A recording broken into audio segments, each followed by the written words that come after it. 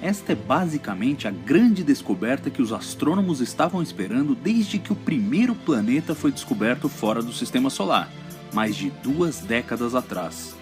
Um planeta com porte terrestre, no lugar certo para permitir a presença de água líquida, quem sabe vida, em torno da estrela mais próxima do Sol, Próxima Centauri.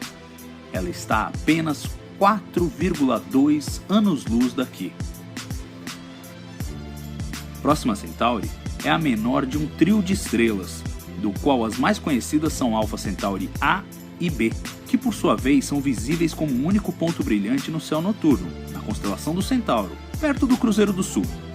Próxima, em contraste, é opaca demais para vermos a olho nu, apesar de estar um pouquinho mais perto que as outras duas. O mundo deve ter 30% mais massa que a Terra, talvez um pouco mais, mas provavelmente não muito mais. Isso o coloca firmemente no campo dos planetas rochosos, como o nosso.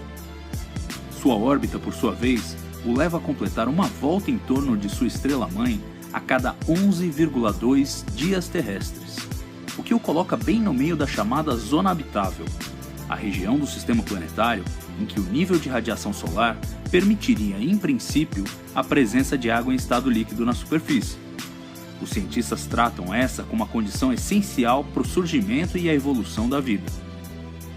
Isso quer dizer que a aproximamos vivendo lá? Ou mesmo que nós podemos nos mudar para lá em algum ponto do futuro?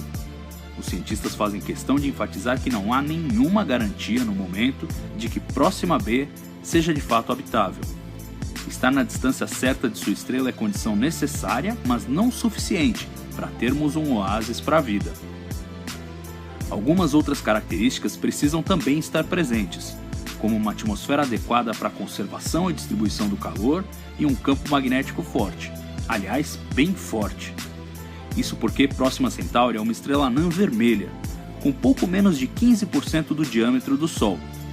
Isso significa que ela é bem mais fria e menos brilhante que o nosso astro-rei, mas em compensação, também implica que costuma ser muito mais ativa. Pelo brilho menor, planetas habitáveis precisam ficar bem mais perto, o que significa que também sofrem bem mais com as enormes erupções estelares e emissões de ultravioleta e raios-x. Estima-se que Próxima B receba 400 vezes mais raios-x do que a Terra. Estar lá equivale a algo como fazer 1 ou 2 radiografias de pulmão por dia, todos os dias. Não tente isso em casa. Aliás, o fato de Próxima Centauri ser uma estrela com um nível respeitável de atividade estelar foi também o que impediu os astrônomos de descobrir esse planeta até agora, muito embora ele estivesse praticamente debaixo do nariz deles. A descoberta foi feita pelo método popularmente conhecido como bamboleio gravitacional. Conforme o planeta gira ao redor de sua estrela, ele a puxa suavemente para lá e para cá, induzindo nela um movimento que pode ser detectado ao analisar a luz que ela emana. Até aí tudo simples. Complicado é separar esse efeito de outros causados pela rotação e pela atividade da própria estrela. Observações feitas nos últimos 16 anos, o que é um bocado de tempo, pareciam indicar que havia um planeta lá com um período de 11,2 dias. Mas era difícil cravar a descoberta, diante de tanto ruído em meio ao sinal.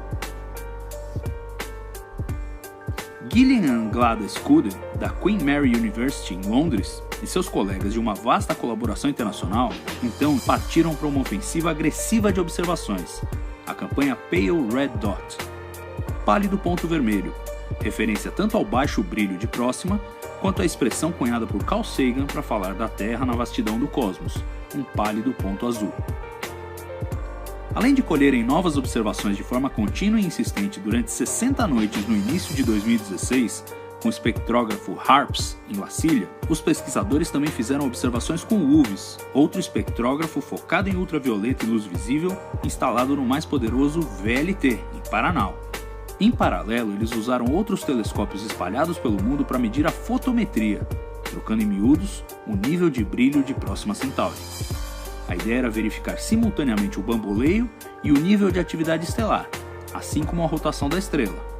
Assim, sinais espúrios causados por esses fenômenos podiam ser descartados, deixando apenas o que interessava, o sinal do puxão gravitacional do planeta sobre seu astro central.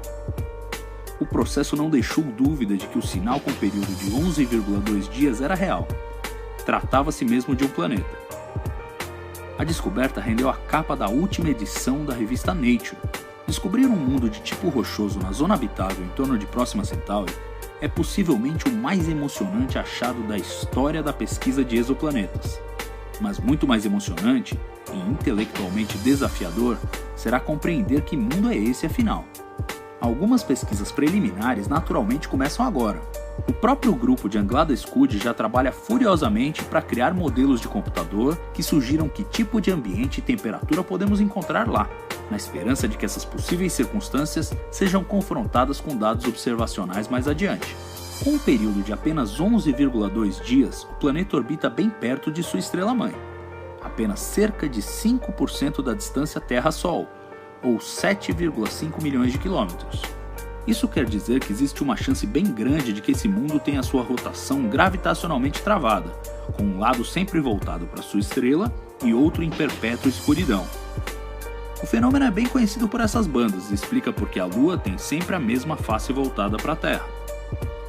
Se esse for o caso, o planeta pode ter um lado muito quente e outro muito frio. Os pesquisadores realizaram uma simulação dessas circunstâncias num estudo publicado à parte, e encontraram um clima em que o lado iluminado teria uma temperatura bem agradável, entre 0 e 30 graus Celsius, e o lado escuro seria do naipe inverno russo, com média de menos 30 graus, podendo chegar a menos 60 nas regiões mais frias. Isso é claro se o planeta tiver uma atmosfera relativamente densa, como a nossa, para permitir a circulação de calor e o glorioso efeito estufa, que é uma coisa ótima se for na medida certa, como na Terra, ou uma coisa péssima se for em excesso, como em Vênus. Por outro lado, não há garantias de que o planeta se mantenha nessa trava gravitacional basicona. Em alguns casos, o travamento se dá numa ressonância entre rotação e translação, como acontece em Mercúrio, que completa 3 rotações ao mesmo tempo que dá exatas 2 voltas em torno do Sol. Os cientistas simularam então também essa alternativa, com o planeta numa ressonância 3:2, o que sugere uma rotação de cerca de 7,5 dias.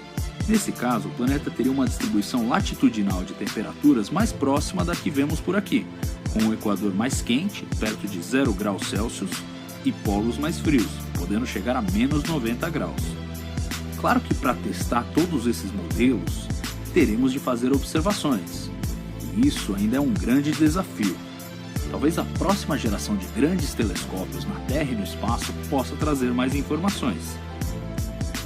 Anglada Scud e seus colegas sonham até mais longe, possivelmente com exploração robótica nos séculos vindouros.